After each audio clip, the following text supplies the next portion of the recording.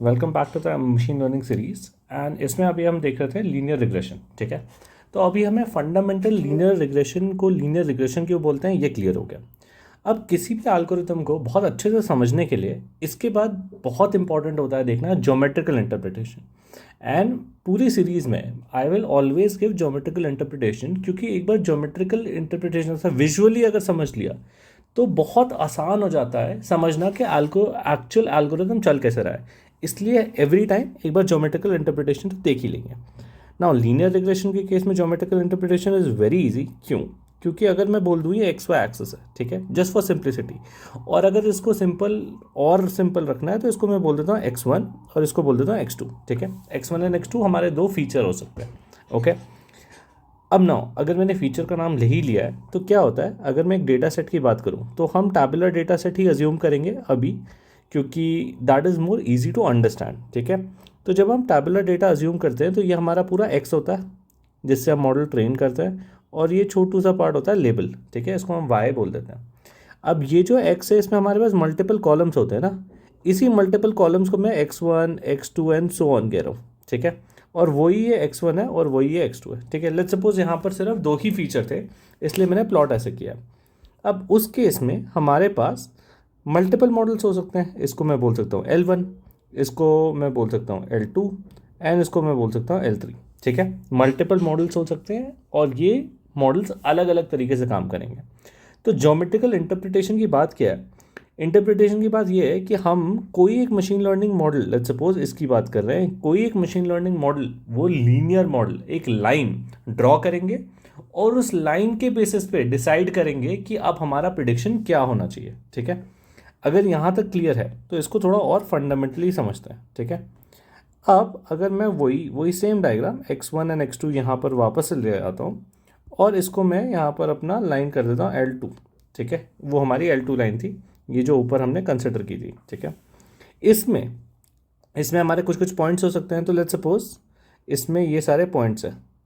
ठीक है, जो पॉइंट उसको प्रिडिक्ट करने थे पॉसिबल, एंड ये मैं सिर्फ अपने एग्जाम्पल के लिए बना रहा हूँ। ठीक है, नाउ द पॉइंट इज कि ये पॉइंट का मतलब क्या है। ये पॉइंट का मतलब है कि okay, that is a very important question जो मुझे इससे पहले भी बताना चाहिए। ठीक है, तो ये लाइन हो गई, ये पॉइंट्स हो गए। ठीक है, अभी सिंप्लिसिटी के लिए क्या करते हैं, एक चीज़ मैं कर देता हूँ क्योंकि मेरे को इसको और सिंपल बनाना है जिससे एक्सप्लेनेशन के लिए बहुत आसान रहे। तो इसको एक्स ना, इसको एक्स और वाई रखते हैं, इसको x1 y1 नहीं करते, क्योंकि उस केस में क्या होगा, x1 x2 और y अगर मैं ले लेता लेबल तो मुझे 3 डायमेंशनल कोऑर्डिनेट स्पेस में जाना पड़ता, जो अभी मुझे नहीं बताना है क्योंकि that is not very easy to interpret. ठीक है, तो मैंने बोल दिया ये मेरा फीचर है और ये मेरा लेबल तो नहीं बोलूँगा, ये हाँ लेबल बोल लो या फिर ये एक्चुअल ट्रू वैल्यूज बोल दो। ठीक है, तो क्या है इसका मतलब, इस पॉइंट का, इस ग्रीन पॉइंट का मतलब है कि इस करस्पॉन्डिंग एक्स वैल्यू पे, ये इस करस्पॉन्डिंग एक्स वैल्यू पे, और चलो इसको मैं बोल देता हूँ ये करस्पॉन्डिंग एक्स वैल्यू को x1, ये करस्पॉन्डिंग x1 वैल्यू पे ये कोई पर्टिकुलर y देगा, उसको मैं y1 बोल देता हूँ। ठीक है, ये मतलब ये मैं इंटरप्रेट करा रहा हूँ क्या मतलब है। अब इस करस्पॉन्डिंग एक्स वैल्यू पे चलो इसको मैं x2 बोल देता हूँ, ये क्या दे रहा है, ये क्या देना चाहिए, दीज आर द वैल्यूज जो होनी चाहिए, आइडल स्पेस में होनी चाहिए, क्योंकि यही वैल्यूज सही वैल्यूज। इसको मैं थोड़ा सा सही बना देता हूँ जिससे मच कोई डाउट नहीं है। ठीक है, बट सॉरी, बट हमारे केस में क्या हो रहा है, हमारे केस में हो रहा है ये लाइन, ये जो लाइन है ये क्या कह रही है, ये लाइन कह रही है कि कोई यहाँ पर क्या कह रही है लाइन, ये लाइन कह रही है कि ये अगर कोई भी पॉइंट होगा ये, ठीक है, तो वो लाइन पे लाई करे नहीं करे that's a different story. Now the point is कि ये लाइन कह रही है कि कोई भी पॉइंट अगर ये x3 होगा तो उसके लिए हम प्रिडिक्ट कर देंगे, इसके लिए मैं यहाँ करस्पॉन्डिंग ले लेता हूँ y3। ये एक लीनियर मॉडल बोलता है। तो एक लीनियर मॉडल क्या बोलता है, लीनियर मॉडल बोलता है कि हमने एक लाइन ड्रॉ कर दी, ठीक है, और ये लाइन ही बताएगी कि अगर कल को मुझे प्रिडिक्ट करना पड़े कि ये वाले एक एक्स है, ठीक है, ये कोई x4 है अभी, चलो मान लो इस x4 पे y वैल्यू क्या होनी चाहिए, तो ऑटोमेटिकली मेरा मॉडल बताएगा कि इस x पे y वैल्यू होनी चाहिए ये y4। ठीक है, अब क्या ये y4 क्या ये y3 और क्या ये y4 ये सही है कि नहीं, तो करेक्ट है कि नहीं, करेक्ट है कि नहीं, दैट वो हम बाद में सोचेंगे। बट एक लीनियर मॉडल करता क्या है वो हमें पता लग गया। I hope this part is clear. तो एक लीनियर मॉडल ने क्या किया, गिवन अ लाइन मतलब एक ऐसी लाइन बना देते हैं। लीनियर मॉडल क्या कर रहा है, हम उसको क्वेश्चन दे रहे हैं। क्वेश्चन क्या दे रहे हैं हम उसको, क्वेश्चन दे रहे हैं कि भाई इस एक्स पे मैं तुम्हें एक x1 दे दूंगा, इस एक्स पे तुम क्या y ला रहे हो, वो आंसर दे दो। ये हमारा आंसर होगा। सिमिलरली किसी x2 पे, ठीक है, क्या आंसर होगा हमारा, y दे दो। तो ये जो क्वेश्चन मार्क है ये हमारा लीनियर मॉडल हेल्प कर रहा है हमें सॉल्व करने के लिए, और इसी को प्रिडिक्शन कह रहे हैं। ठीक है, यही वो प्रिडिक्शन था जो फ्लोटिंग पॉइंट नंबर हो सकता है, कोई भी वैल्यू हो सकती है।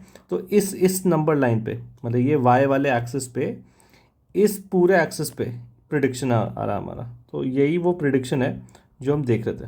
ठीक है, I hope this part is clear. तो ज्योमेट्रिकल इंटरप्रिटेशन क्लियर हो गई है ना। ठीक है, अगर ये क्लियर हो गई तो इसमें क्या है, इसमें अब एक केस ये भी है कि गिवन दिस हमारे पास तो यार 2-3 लाइन्स हो सकती हैं, एक लाइन ऐसी और एक लाइन ऐसी, ये हो सकती है। ठीक है, तो इसको मैं लाइन 1 बोल देता हूँ, इसको मैं लाइन 2 बोल देता हूँ। तो नाउ द पॉइंट इज कि कौन सी लाइन बेटर है, क्योंकि तुम बोलोगे कि यहाँ कुछ कुछ मैंने पॉइंट्स रख दिए। ठीक है, लेट्स सपोज ऐसे रैंडमली पिक कर लिया तो ज़्यादा इजी रहेगा सोचने के लिए।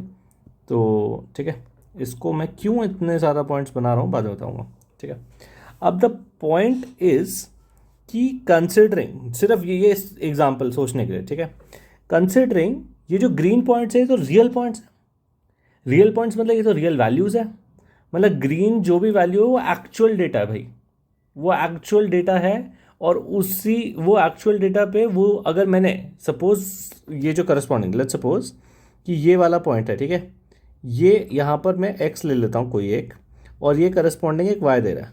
ठीक है, अगर मेरा मशीन लर्निंग मॉडल या मेरी लाइन इस x के करस्पॉन्डिंग यही वाला y एवरी टाइम दे, या फिर करेक्ट वाले y के बहुत आसपास आए, वो मॉडल बेटर है।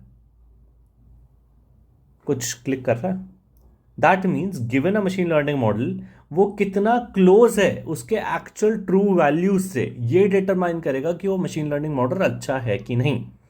और सिर्फ देखने देखने से क्या लग रहा है कि ये जो L2 लाइन है इसके पास, ये जो लाइन है, ये जो पॉइंट्स है इसके ज़्यादा पास लाया करते हैं। हाँ, कुछ पॉइंट्स हैं लाइक ये ब्लू को जो मैं हाईलाइट कर रहा हूँ ये दूर है। ठीक है, बट मेजॉरिटी पॉइंट्स क्या L2 के ज़्यादा पास हैं कंपेयर टू L1। मतलब क्या कह रहा हूँ मैं, ये दिख रहा है, ये L2 के ज़्यादा पास है, ये वाले पॉइंट्स L2 के ज़्यादा पास है। और ये देखने से ही पता लग जाता है कि गिवन 2 मशीन लर्निंग मॉडल्स, कौन से 2 लीनियर रिग्रेशन मॉडल्स, ये L1 और L2, क्योंकि points are more closely map to L2, that means L2 जो वैल्यूज देगा y प्रिडिक्शन की वो बेटर रहेगी, वो more close to true values रहेगी। एंड इसीलिए मैं इस केस में बोल सकता हूं कि L2 इज बेटर। ये छोटा सा एग्जाम्पल था, बहुत सारे फैक्टर्स होते हैं, बहुत इवैल्यूएटिव मेट्रिक्स भी होते हैं, वो डिस्कस करेंगे।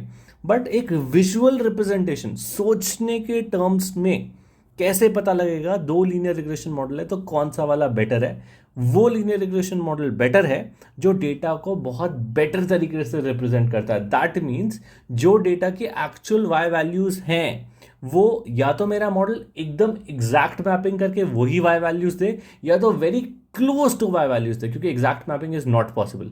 ठीक है, the model is a approximation of your data, तो एग्जैक्ट वैल्यूज तो पॉसिबल ही नहीं है। तो बहुत क्लोज हो जाए वाई वैल्यू के, वो वाला मॉडल हम सेलेक्ट करेंगे। I hope geometrical interpretation is clear. इसमें कोई भी डाउट्स है so please comment below and I will definitely make sure that I help you resolve it. Thanks.